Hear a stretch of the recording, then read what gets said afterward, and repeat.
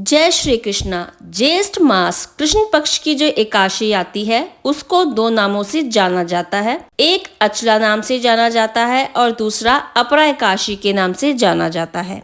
तो चलिए अचला एकादशी या फिर अपरा एकादशी की कथा सुनते हैं। महीध्वज नामक एक बहुत ही धर्मात्मा राजा था, जिसका एक छोटा भाई था जिसका नाम था ब्रजध्वज। वो बहुत ही क्रूर था, अधर्मी था और अन्यायी था। वह अपने बड़े भाई से बहुत ही लड़ाई झगड़ा करता था और हमेशा उससे द्वेष रखता था।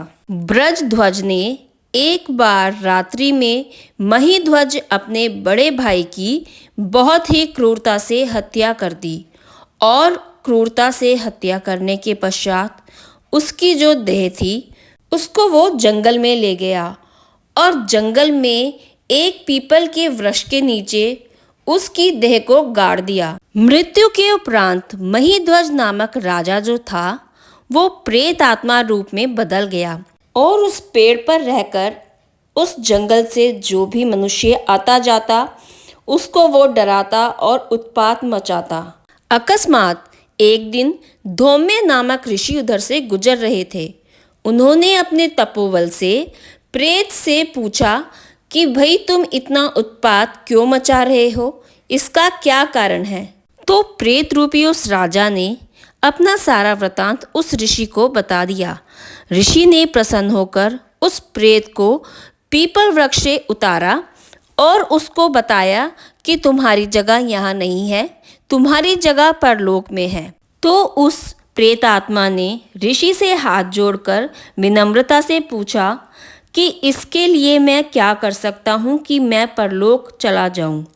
तब ऋषि ने उसको सारी विद्या बताई कि तुम किस तरह से एकादशी का व्रत करो। जो ज्येष्ठ मास की कृष्ण पक्ष की एकादशी आती है, अचला एकादशी, तुम इसका व्रत करो। ऋषि के कहे अनुसार उस प्रेत आत्मा ने अचला एकादशी का व्रत किया। उसके प्रभाव से वह परम धाम को गया और उसकी भूत योनि से मुक्ति हो गई। इस प्रकार अचला एकादशी या फिर अपरा एकादशी का व्रत करने से आत्माओं को भी मोक्ष धाम की प्राप्ति होती है।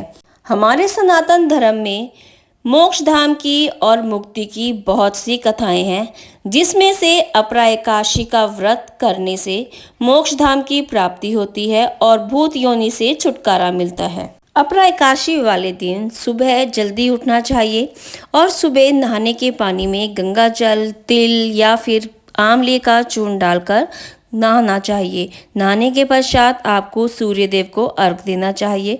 उसके बाद आपको श्री हरि विष्णु जी के समक्ष घी का दिया जलाना चाहिए, उनको तुलसी दल अर्पित करनी चाहिए। उसके पश्चात आप संकल्प करें व्रत का कि आप अपरा एकादशी का व्रत का संकल्प कर रहे हैं कि हे श्री हरि विष्णु जी, आप मुझे अपरा एकादशी व्रत करने की शक्ति प्रदान करें। इस तरह से संकल्प करें और श्री हरि विष्णु जी के सामने तुलसा दल अर्पण करें।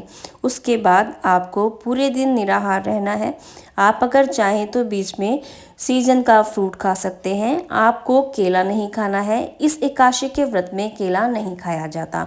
गुरुवार वाले दिन हम केले की पूजा करते हैं और हम केले के वृक्ष की पूजा करने के बाद हम केला अर्पण करते हैं और केला हम नहीं खाते हैं, केला हम दान करते हैं। इसी तरह से एकादशी वाले दिन भी हमें केला नहीं खाना चाहिए, हमें केले का दान कर देना चाहिए।